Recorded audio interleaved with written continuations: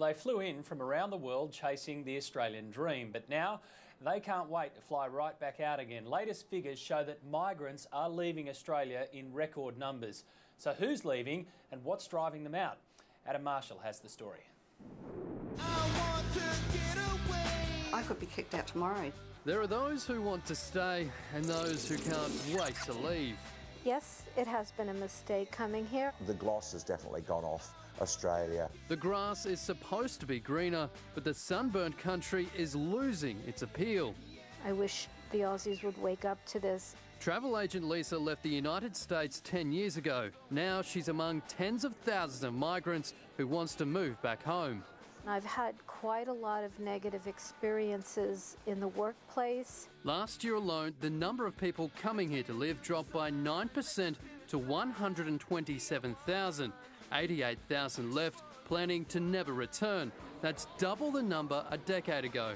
TVs, fridges, cars, they're double, triple the price here. Movies take like 3 months to get here. There's nothing to do at night.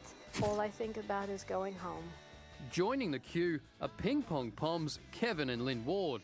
With a new boomerang Brit. The couple moved back home to England after a month-long visit to Perth. When they first applied to come to Australia, Kevin, a qualified plumber, was told he'd be in demand. If you're an English plumber with all the qualifications under the sun, you might as well throw them in the bin. They're not worth the paper they're written on. Kevin was told to retrain, so they called it quits. We ended up ringing the shipping company and saying, leave the stuff on the container, just send it straight back again.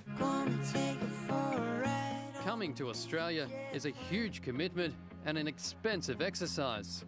They told me that it would be 10 to 15 years and that if I wanted citizenship, I'd have to fork out about $34,000. Jan Peters is the flip side. She actually wants to stay in Australia, but fears she'll have to move back home to New Zealand. It leaves a sick feeling in your tummy. Even though you're contributing, you're working hard. Like so many other migrants, it's Australia's rules, regulations and red tape that's putting her off and forcing her aboard the migrant merry-go-round. Don't see the point in going through the process of applications. I think Australia does have a bit of an image problem. TV and radio personality Jono Coleman. Life is more expensive, petrol's more expensive, going to the supermarket's more expensive. Jono's parents were £10 poms. Seeing it from both sides, he says it's time for an image overhaul. I mean, there's a joke that goes around in the UK, what's the difference between a tub of yoghurt and an Australian? And they say the tub of yoghurt's got more culture. And it's getting more expensive. A report by the public policy think tank, the Centre for Independent Studies, has found our cost of living is spinning out of control. Sydney, Melbourne and Brisbane are now among the top 20 priciest cities in the world. We're not just a great immigration country, but we're a great emigration country. Professor Graham Hugo is the head of the Australian Population and Migration Research Centre at the University of Adelaide. He says it's time the federal government focuses more on stemming the stampede abroad rather than trying to keep the migrants out.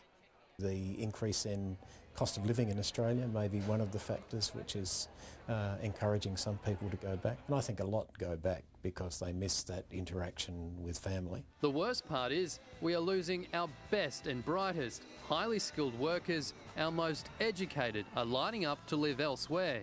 I often think that Australia could well do to have an emigration policy as well as an immigration policy.